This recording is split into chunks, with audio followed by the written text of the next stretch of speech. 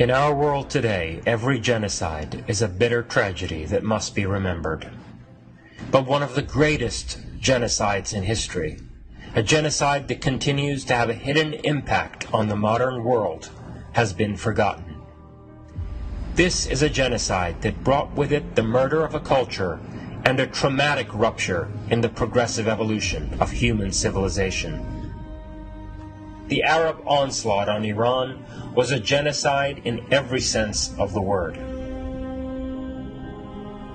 It resulted in 1,400 years of men being heinously executed, children being enslaved, and women being bound into servitude, forced to endure sexual slavery and subjected to the slave trade.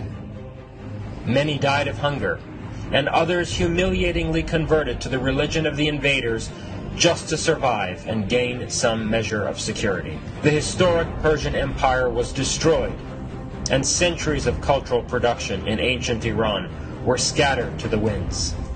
In the centuries after this horrifying event, this genocide and cultural destruction was rendered unspeakable by enforced silence and self-censorship.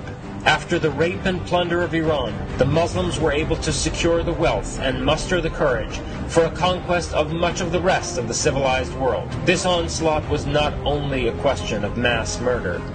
Rather, with the burning of libraries and the destruction of historical treasures, it was also a cultural genocide. After all these years of silence, the time has come to tear the veil of forgetfulness and refresh the world's recollection of this historic genocide.